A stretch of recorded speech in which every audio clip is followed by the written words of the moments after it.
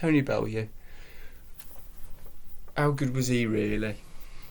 I was thinking the other day about underrated boxers. I was thinking about Roger Mayweather. You know, I always think of him when I think of underrated boxers because no one ever talks about him. They talk about Floyd Mayweather, his nephew.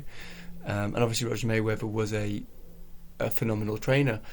And that whole Mayweather team, yeah, it's, you know, phenomenal.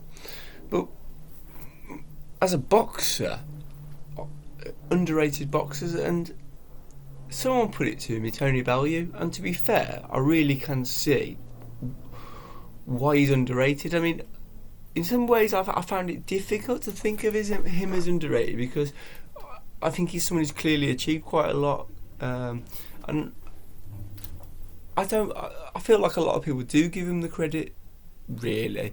I don't think they always did. I think going into that David Haye fight, he was an underdog. I think he spent a lot of his career as an underdog. He had some really good wins. BJ Floors, great win. Makuba, great win. I mean, he's like the cruiserweight WBC champion now. Some of his, you know, his loss against Adonis Stevenson, he was the real deal, to be fair, Stevenson.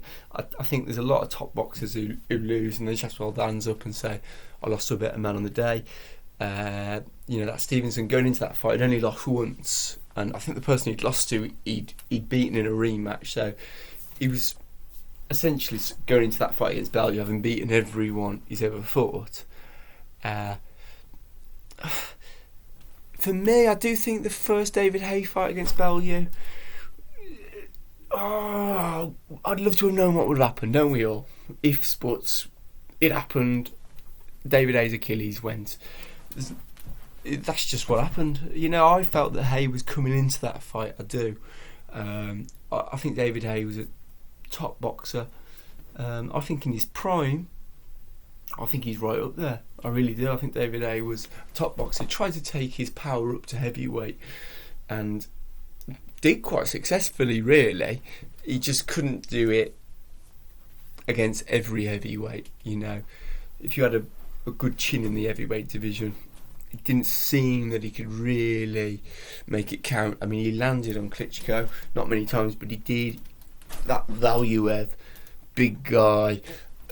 So I think in the cruiserweight division, I think David Haye was really, really top. And I think same can be said for Bellew. I think in that cruiserweight division, I think he was a top boxer. Their fight against Usyk, in many ways, I think that was Bellew at his very, very best. I think he's one of those boxers that just sort of got better and better and better and better and better. You know, a lot of boxers seem to peak at some point and then they keep boxing for a bit.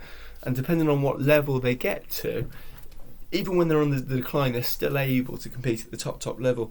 And then you've got some boxers, you know, I think of like Tyson, who just sort of started there, and it seems like their whole career was just sort of downhill from there. Bellew wasn't like that. I thought he was well in that fight. You know, I don't know. I'd love to know if Tony Bellew thinks, what if with that one? When he fell, I think his leg was a bit funny. Eddie Hearn was like flapping, and you know, they're obviously good mates, and obviously you don't want to see your mate getting hurt. He's got the payday, but I just think if he hadn't landed like that, he landed a bit funny. I don't know. I wasn't writing him off in that match. I think he did really well. In a nutshell, David Bellew. David Bellew, is that? My plumber, I think. Tony Bellew, top boxer. I don't buy into the idea he's underrated now. I think most people, who know a lot about boxing, know anything about boxing really, give him his dues. I do accept though at some point in his career he probably was the underdog when history shows he shouldn't have been.